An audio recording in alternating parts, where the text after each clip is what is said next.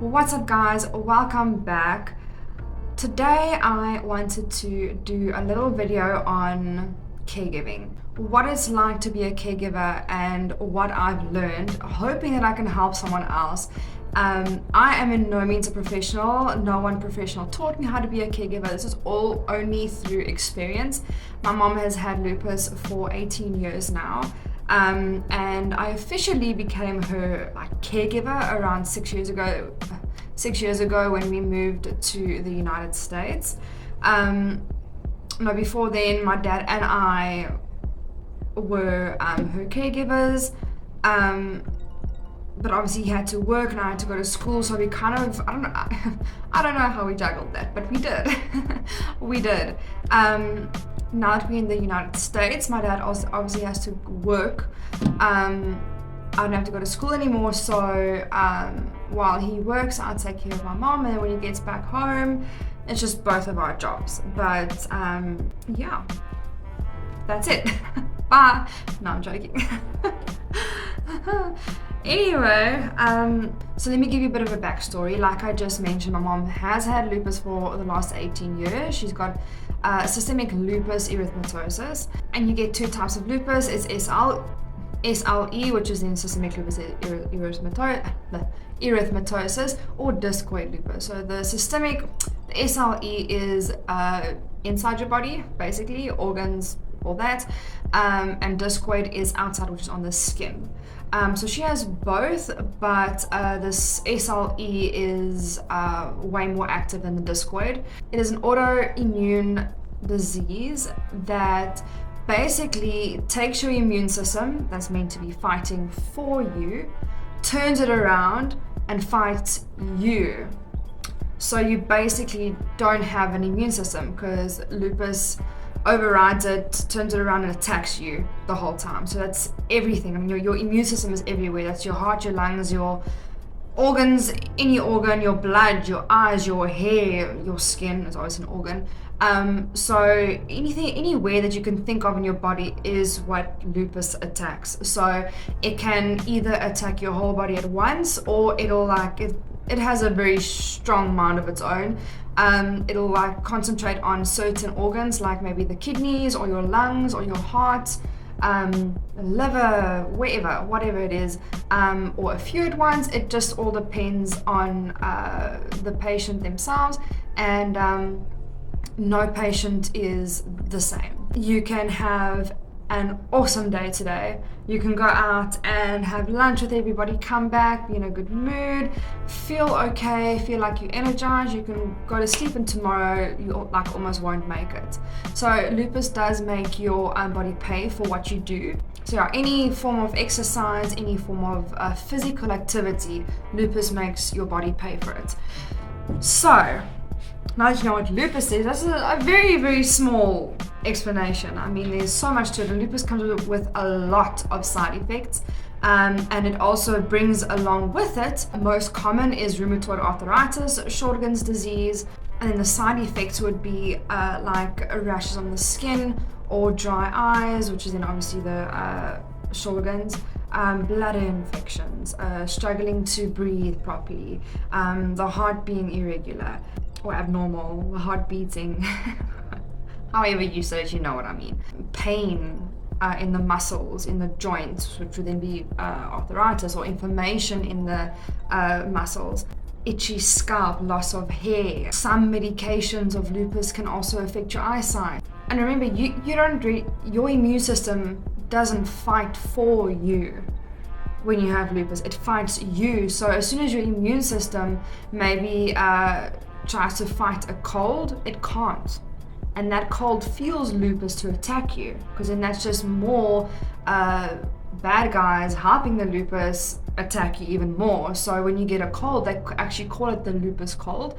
It's not just a cold or the flu, it's like the lupus flu or lupus cold, because it's 10 times worse for a lupus patient than what it is for the regular person. Like I can get over a cold in a week, in a day even, or whatever it is, but it takes weeks for lupus patients to get through that. So anyway, that's a very long explanation. Well, a short one, but a long one. I talk too much. So, like I said, I do not have any professional training in caregiving. This is all through experience. My mom has had it for 18 years. I was 6 years old when she got diagnosed. So it's through all the years of just learning, caring for my mom, just loving her, wanting to know what's wrong, wanting to know how I can make her feel better. So yeah, that is how I learned, and I know I'm not the only one in the world that has got no professional training and that is still a caregiver for someone. And so I hope that I can help at least someone with this video, because it's tough. It's tough to say the least. It's a whole job. It really is. I don't mean it in a bad way, but there's a lot you have to think about simply because you care for someone. You know what I'm saying? So I want to be that person that helps other people get through caring for someone, and especially when it's a family member. I mean, if you go to work as a caregiver, it is still, you see this every day, yes, and you make emotional connections with that person. Maybe, you know, I don't know. I don't know if they try not make emotional connections, because then it would be that difficult. But exactly, like if you have a family member that you're caring for, you can't just cut off that emotional connection and then, you know, just do your job. I mean, if it's your mom, your dad, your grandfather, your grandmother, your kid, your cousin, your sister, anyone, I mean, you can't just cut off that emotional connection and be like, oh, I'm only going to care for you. I mean, and what is caring? You know what I'm saying? So yeah, I mean, either way, it's difficult. I just think it is that little bit harder sometimes for people with no professional training on caregiving to know what to do when you first have an emotional connection with someone, rather than first being their caregiver. That's I don't know. So the first thing I would say that you should do is learn about the disease, right? Obviously, if you are a caregiver as a profession, you would have training and you would learn about different diseases and all that. So I'm specifically talking to people that has no professional training in all. I don't even know if you get a degree or if you graduate college, or I actually don't know, but that's why I'm calling it professional training, because I don't know what you call it. But I'm specifically talking to people that do not have professional training in caregiving. Anyway, so the first thing I would say is learn about the disease.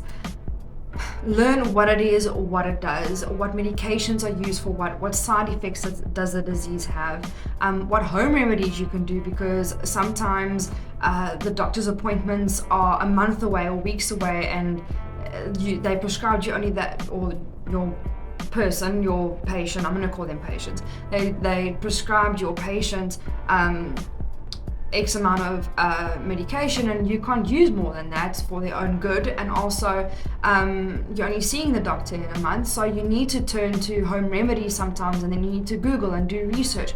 Okay, for example, pain is a very good example. Pain or inflammation in the muscles, which causes pain. If you Google it, they will tell you, okay, get into a nice warm bath, put some Epsom salts in there, and just soak in there for a little bit. That helps with relaxing the muscles, the inflammation.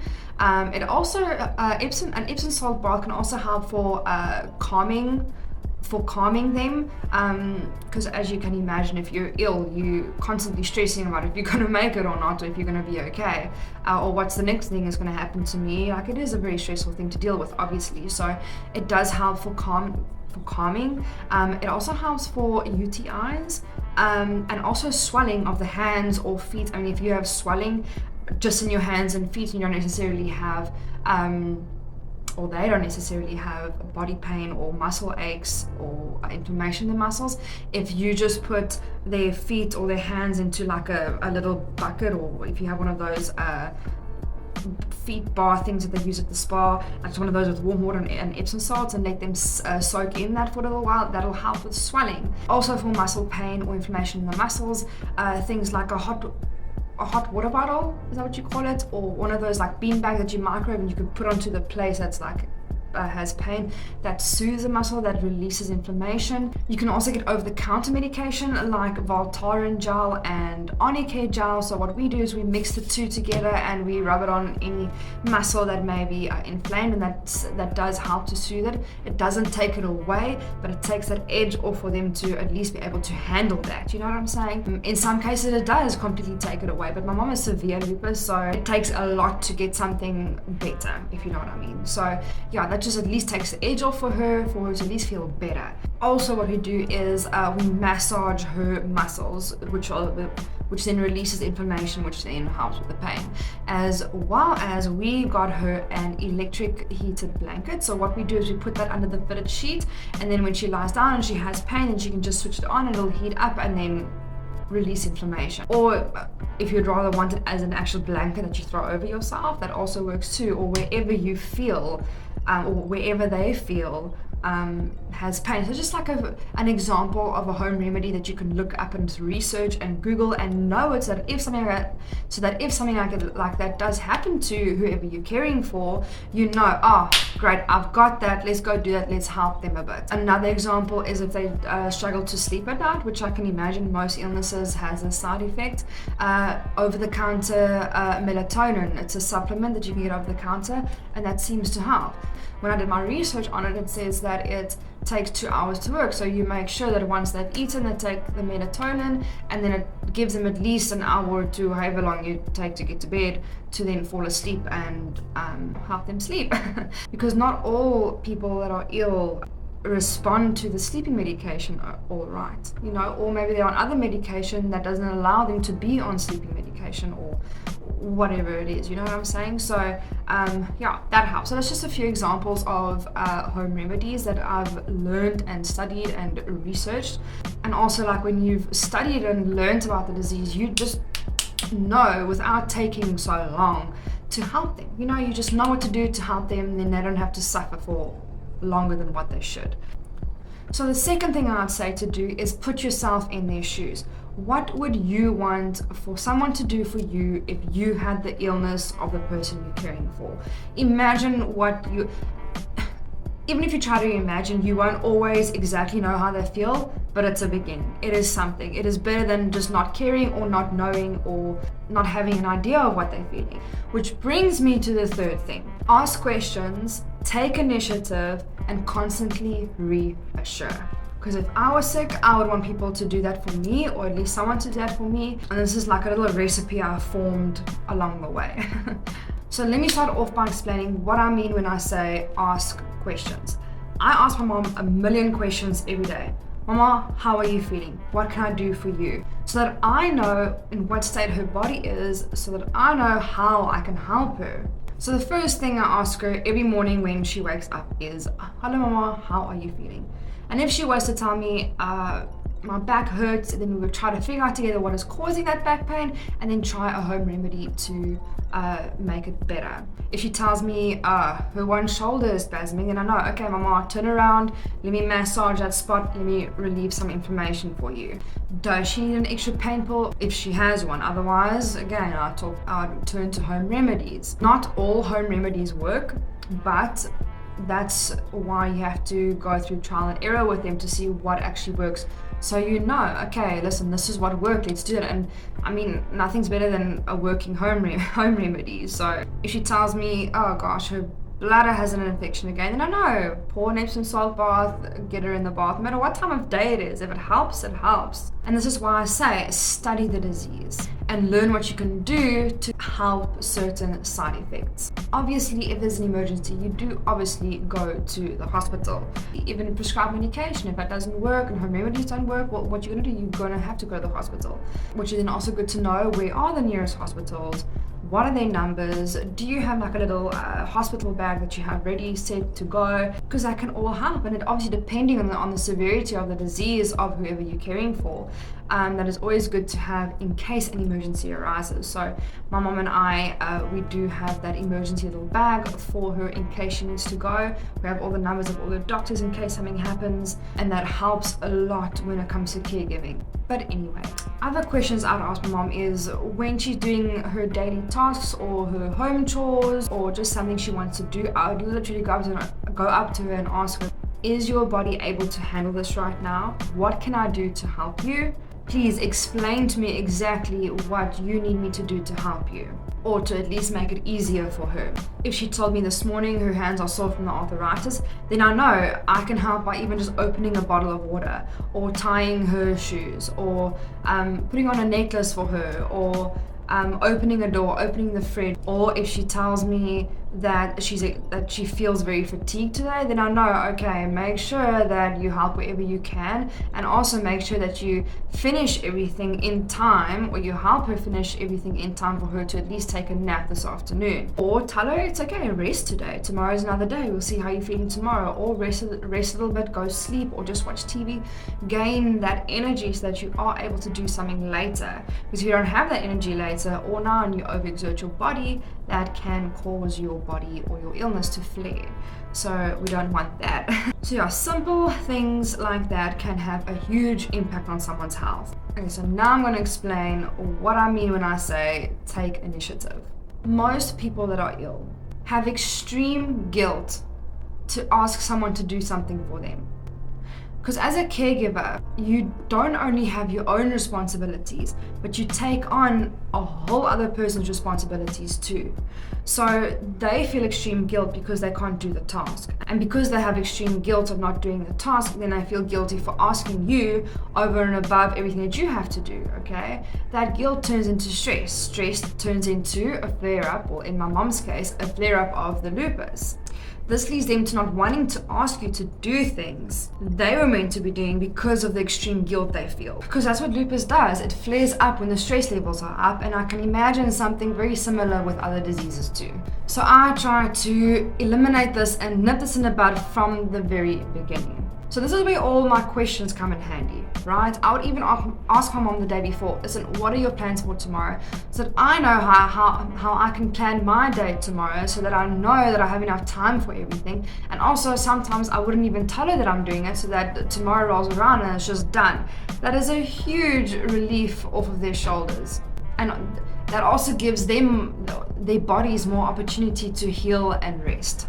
It also eliminates that guilty feeling of even having to ask me to do something. If I just take initiative, provides a better opportunity for their body to rest and feel or get that little bit better. Which leads me to constantly reassuring them. Having an illness can often lead them to feeling like a burden to either you, the family, or anyone around them, due to their bodies not being able to do house chores, attending events, or even family gatherings. Constantly feeling ill, because illnesses don't take a break. They don't go on holiday and say bye, see you in a week's time. They are there to stay. And they don't want to seem like they're constantly complaining or trying to seek for attention or just being a nuisance. They don't want to seem like that. But they can't help that their body is in fact ill, and that they in fact can't do anything about it. They didn't choose this, so they can't help that. So this is why I say I constantly reassure my mom. And I learned what spoke to her, what words spoke to her, to make sure she actually feels and takes what I'm saying to her, so that she doesn't think it's all just me just talking. You know what I'm saying? Again, this is where learning comes in. This is where learning about the disease comes in, because this is part of learning about the disease, of how it makes the patient feel. So emotionally, mentally, physically, socially, in every part of your life, the illness affects him. So this is how you learn about the disease as well. And because I actually take the time and effort to learn how my mom is emotionally feeling, the things I've learned that helps her be reassured, the things like, it's okay, I understand, you did not choose lupus, and there's nothing that you or anyone around you can do about it. You can't get rid of it. So I understand, it's okay, it's not your fault. It's not your fault can help patients an extreme amount, because they feel extremely guilty that they're ill, but it's not their fault. They didn't choose it. You know what I'm saying? You know, I tell you things like, I can see every day that you're trying, despite how you're feeling, you wake up, you get dressed, even if you can't do anything more for that day, you are still trying, and I see that. And I'm proud of you. I mean, if it was me, I would have been long gone a long time ago. So that's the truth, you know. People who are ill aren't weak, they are strong.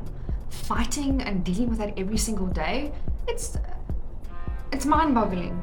It really is. And then I tell her, like, I'm proud of you. Gosh, you not see what I see?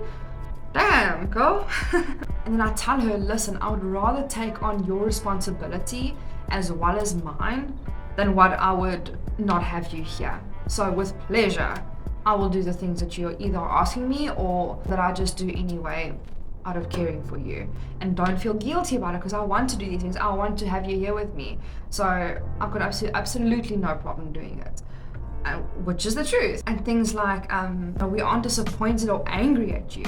Sometimes we can get angry at the disease for making you go through so much trauma. Yes, definitely, but not at you personally. No, it's like I said, it's not her fault. Quite the opposite. We are extremely proud that you are never giving up and that you keep going.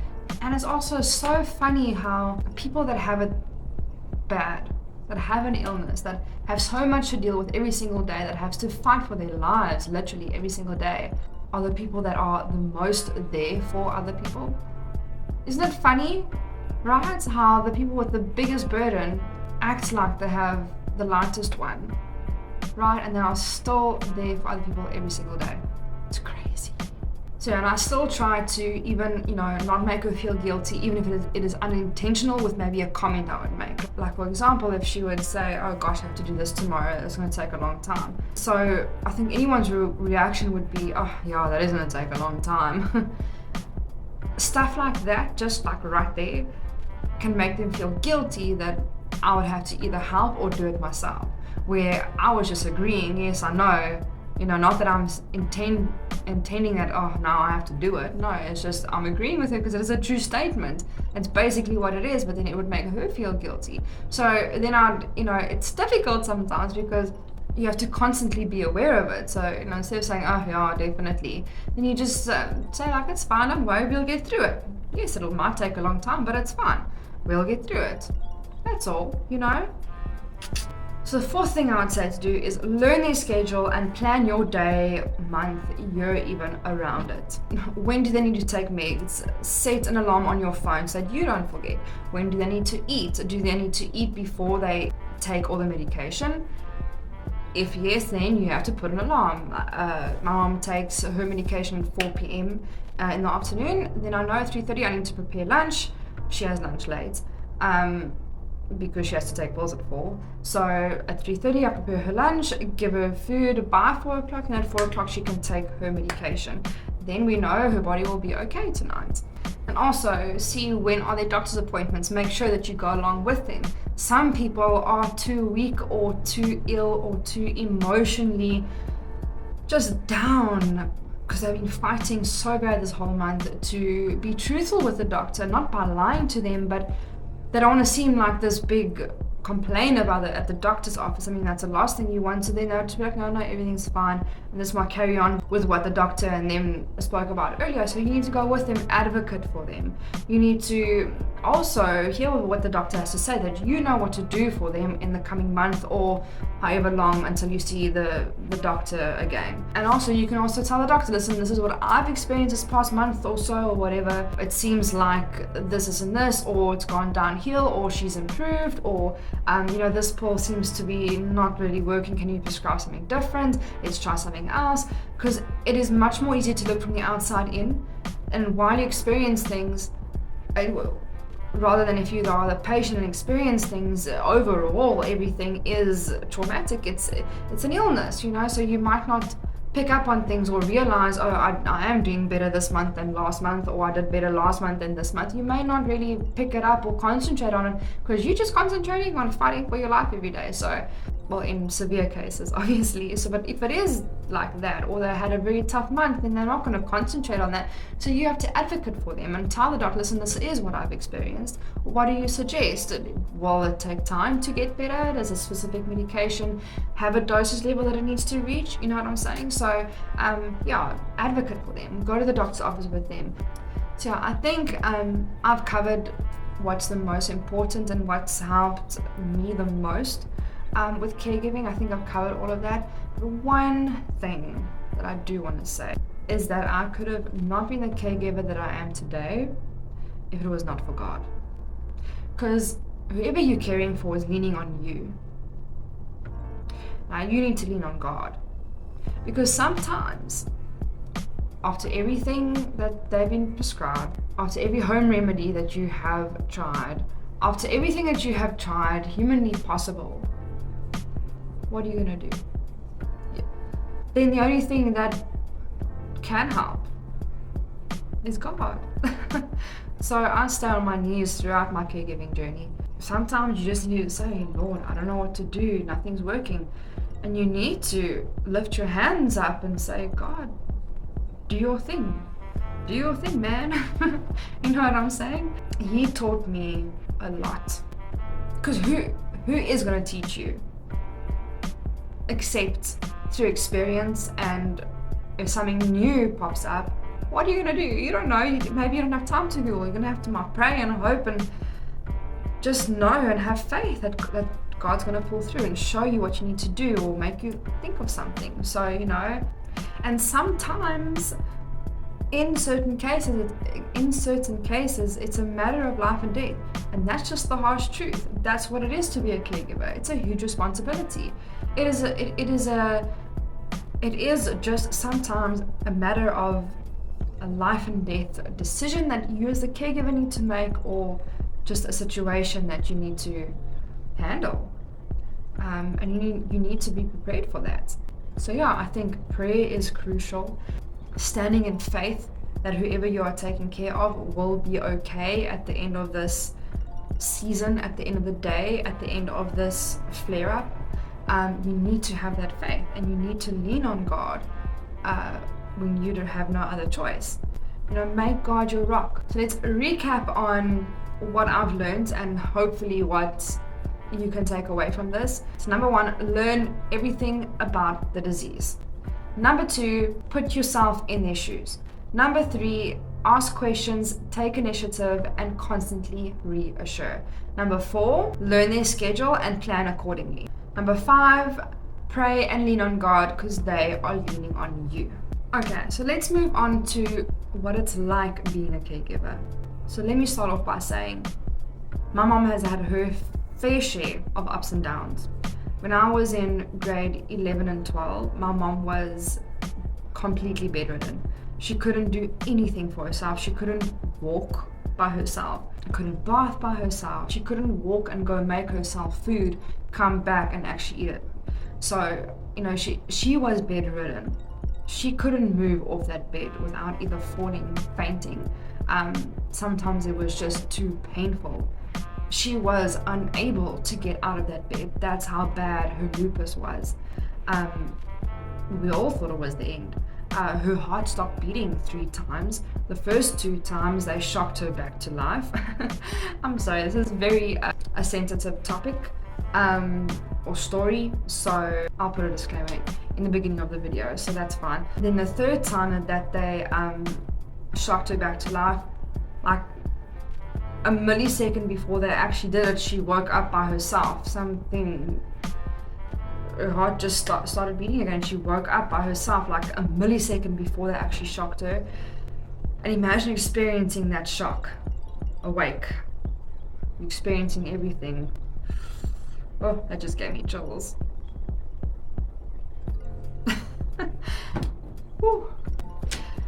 So anyway, that's part of caregiving. And I think it's also important to talk about these things because many times people think, oh, caregiving is just, bringing them food and taking them to the bathroom and actually bathing them, or, bringing their medication to them. No, my friend. Sometimes you have to do CPR on them. Sometimes you have to make life and death decisions. Sometimes you don't know what to do. Sometimes you have to get taught by a nurse to inject them with whatever they need, whenever they need it.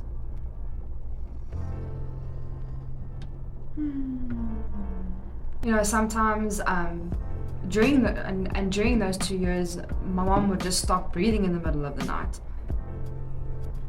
So my dad and I had sleeping schedules. So I would sleep 4 hours, my dad would sleep 4 hours, and we both were taught by a nurse how to do that because we couldn't afford a hospice or a nurse coming to stay with us. Like, that was far beyond our reach.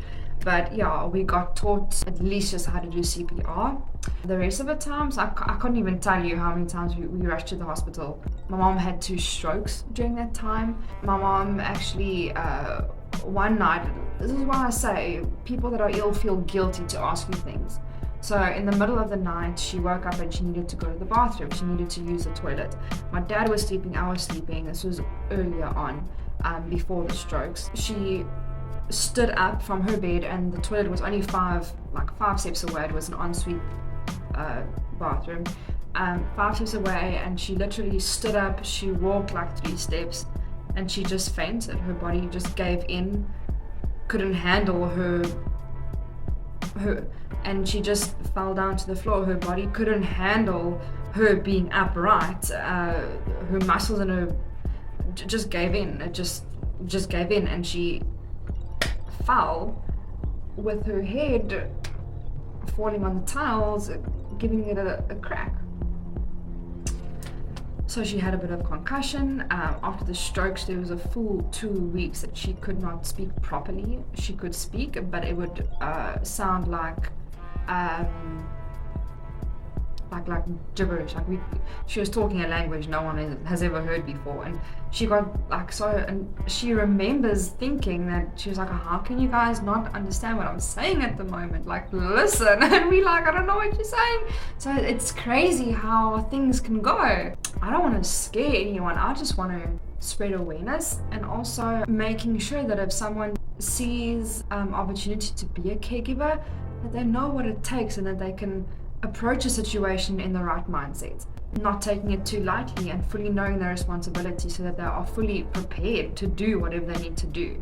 So anyway, those 2 years were very difficult. It was difficult for the whole family, obviously. It does have an effect on the whole family, but I just want to say it's nowhere near what the patient is experiencing, but it does have an effect on the whole family. And through all that, my dad, my mom, and myself, as you can imagine, we have extreme PTSD. I formed anxiety, depression.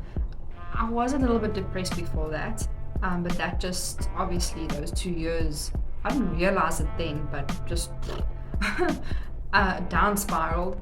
We all went through trauma and shock and a lot. We just went through a lot. It took us a while to deal with that emotionally. We did not go see a therapist, but we do have someone that knows all about things like that, which helped us a lot. And prayer, faith, talking to God, asking Him to help us has brought us a very long way, because she still has lupus, and that fear of her just going home tomorrow is still there. She may be doing much better now, which she is. She has a much better quality of life. She's up and about every day. She has her bad days. She still has lupus, but it's nothing compared to those 2 years that she was bedridden. It's also a big reason, well, the reason that we came to America is because in South Africa, where we're from, there's no specific lupus medication or lupus specific medication. Where here there is. There's only medication for side effects there, which, what does that help if the main cause isn't treated? And there's no cure for lupus, but there are medications to suppress it. So yeah, that's why we're here, mainly for my mom's health, and it was the best decision ever. She learned how to walk again. She learned how to write again because she had a stroke too. She learned how to do math, just simple mathematics, 2 + 2 is, stuff like that. How to speak properly again. We're both English and Afrikaans, so she struggled with English. She didn't lose her Afrikaans, but she struggled with English after the 2 strokes, and she's now doing very, very well. Completely bilingual. Anyway, what it's like, that's what it's like. But let me tell you, you appreciate the good days so much more. And you appreciate that which you have so much more. It's stressful.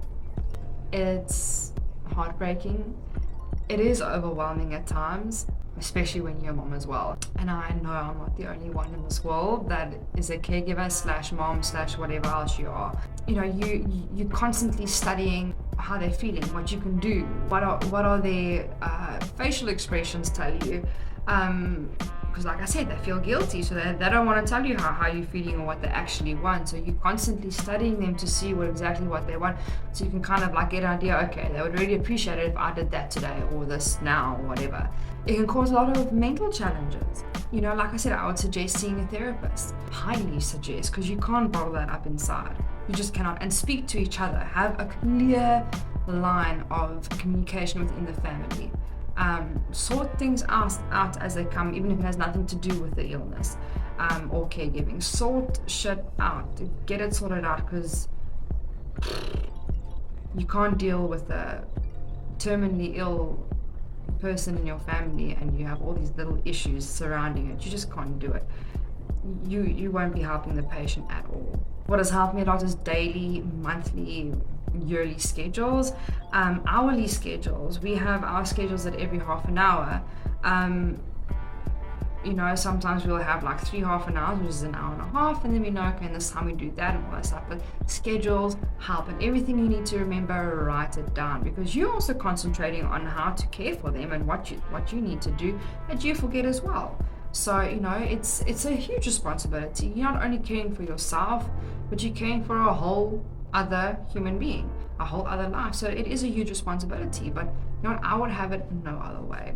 I would rather have my mommy here with me than what I'd be this kid just not caring or could care less and living my life the way I want and being selfish about it.